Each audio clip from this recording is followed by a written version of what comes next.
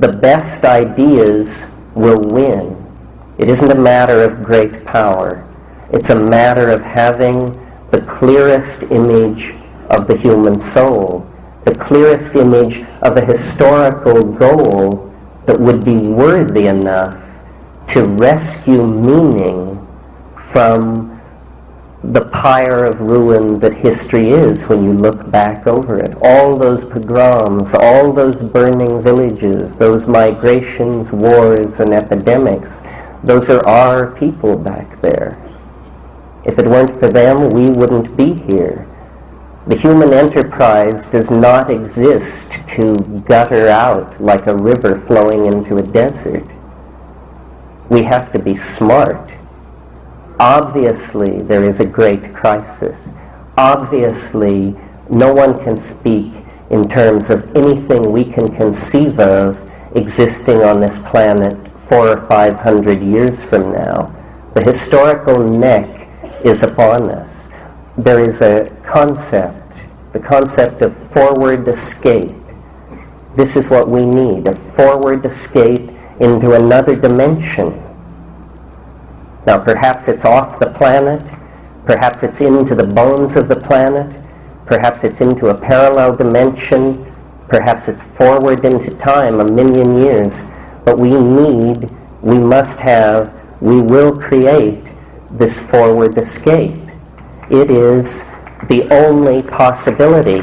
It is not something to doubt. It is something to see as written in to the record of events as we behold it, the steady acceleration of novelty, the ever-concressing and densifying of connectedness means that we are riding the forward crest of a kind of informational wave. And what history is a build-up of a kind of pressure. You know, in engineering school they have what they call Q, vibration, as a structure approaches the speed of sound. And right before you rupture the sound barrier, you are at max Q, and the airframe is bucking and threatens to pull itself apart. And then you slide through into the other dimension where it is smooth as glass. And this is what the 20th century is. It is this enormous culmination to a thrust toward another world that began about 15,000 years ago.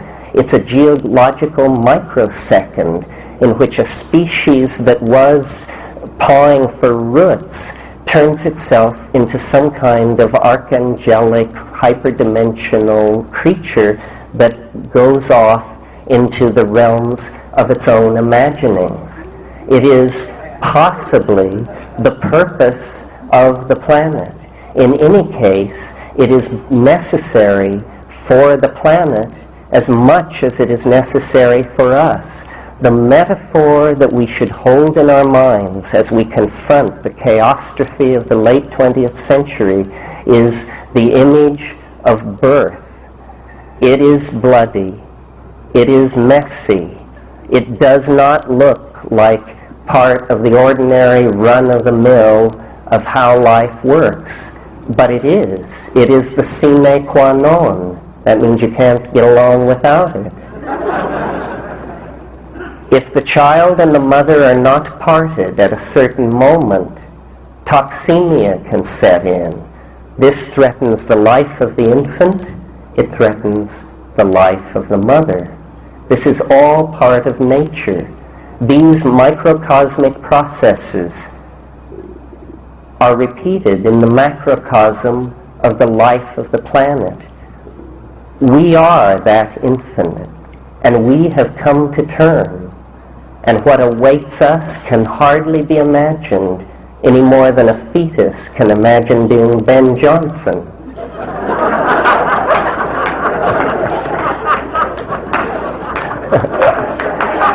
He looked good, I thought.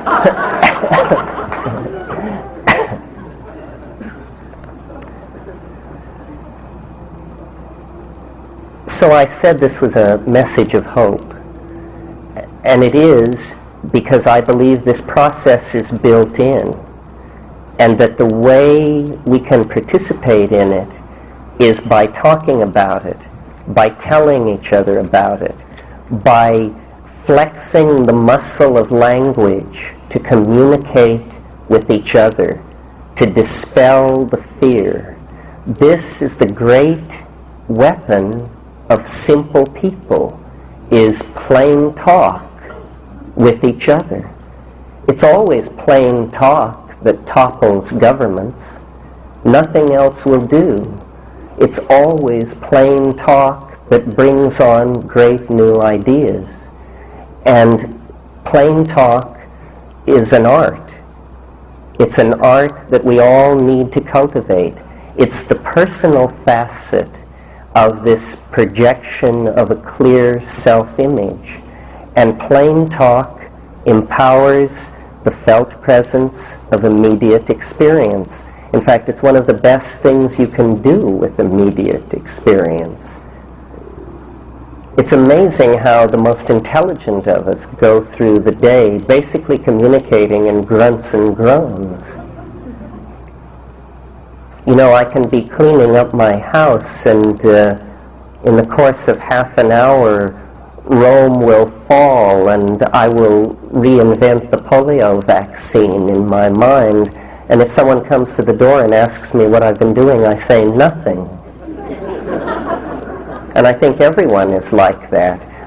What the psychedelics argue, you see, is that we have universes of beauty and wonder and meaning locked up inside of ourselves, which we must find a way to share. And the only way we know is language and art and the transformation of language and art. And this is what we are called to grow closer to one another, to make ourselves part of this unitary entity. It was anticipated in the 16th century by the great alchemists. Then it was called the philosopher's stone. What we are moving toward is a concrescence of ourselves and our technology and our past and our future and our intentions that will allow us to do anything.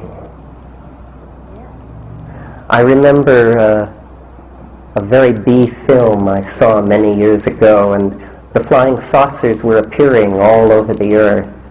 And you didn't see the flying saucers, but you saw people planting rice in paddies in Asia, suddenly looking up at the sky, and their eyes filling with tears, and tears beginning to run down the wrinkled cheeks of these elderly Oriental women.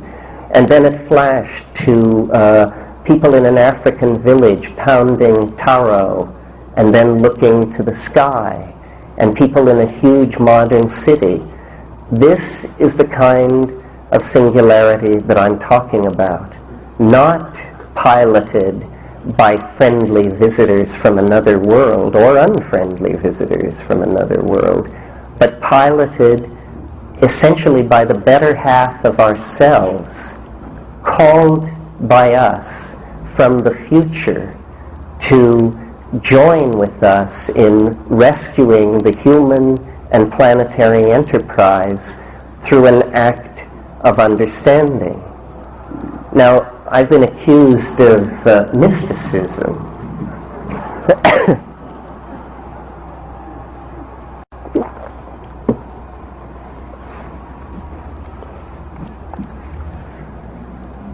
And worse.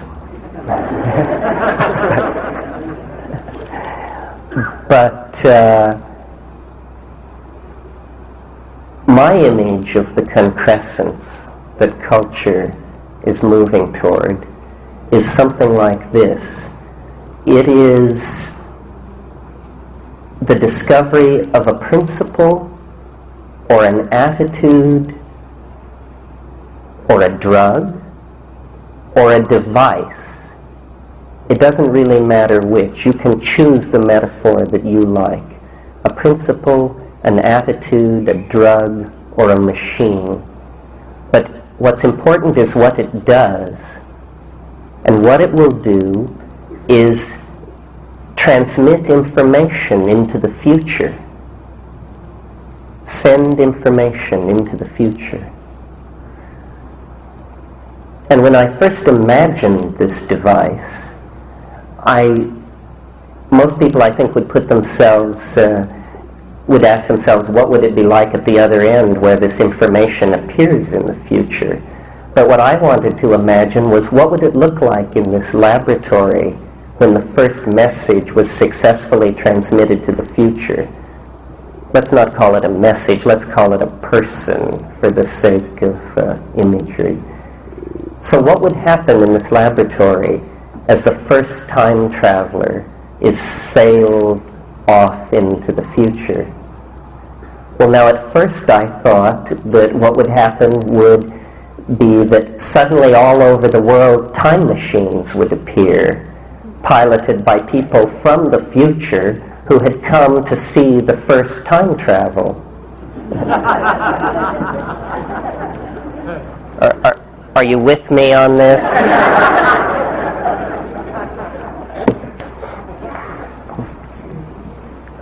But it tugged at my mind that there was something wrong with this, because, you know, when you talk about time travel, you must never have what's called the grandfather paradox.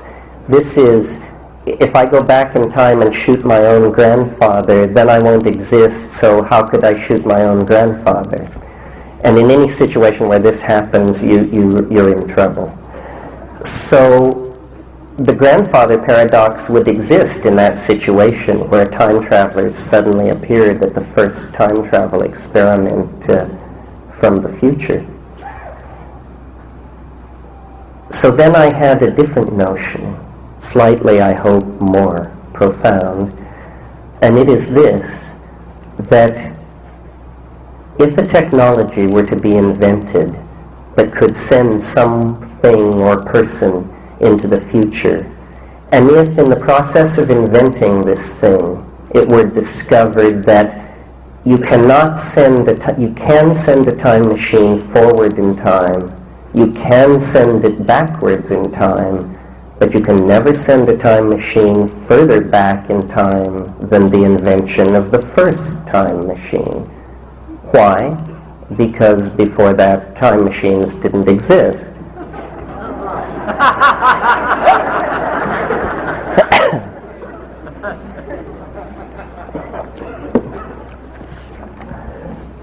That would explain why we don't see time machines.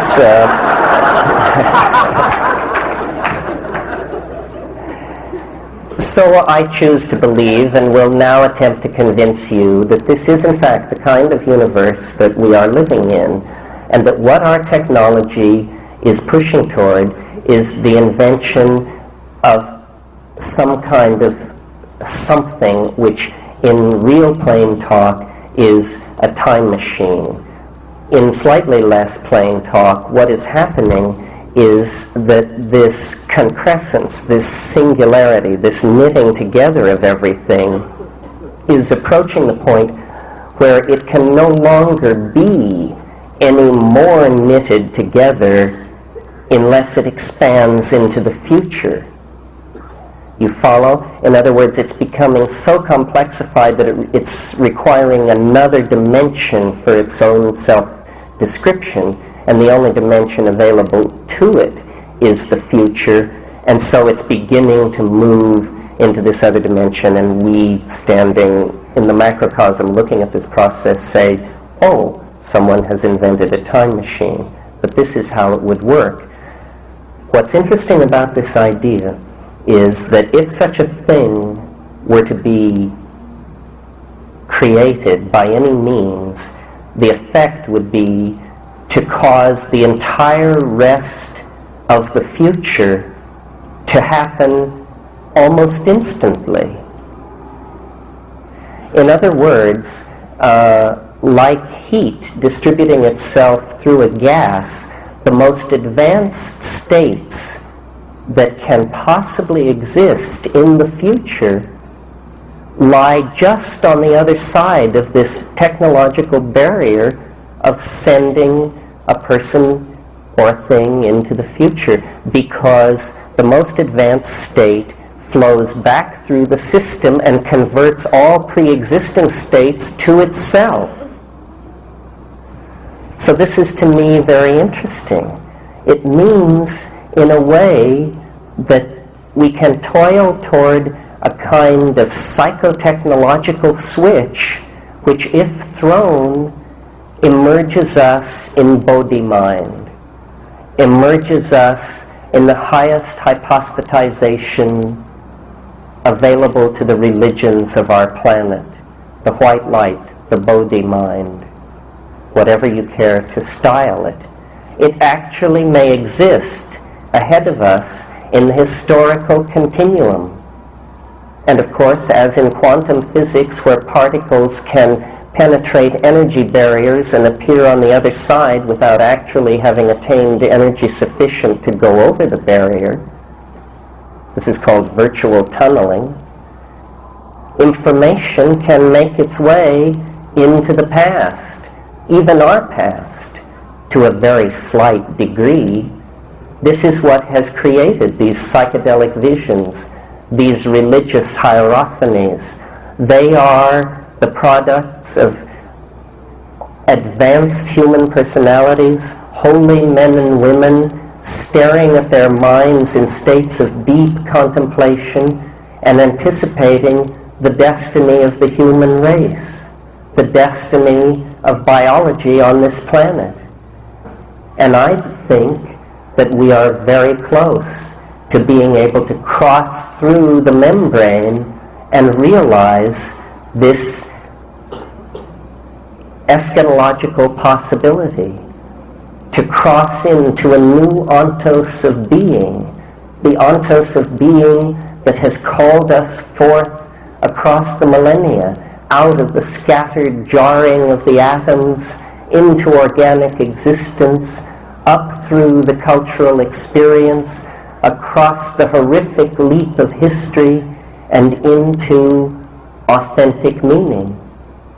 This is what the shamans have been seeing for thousands and thousands of years.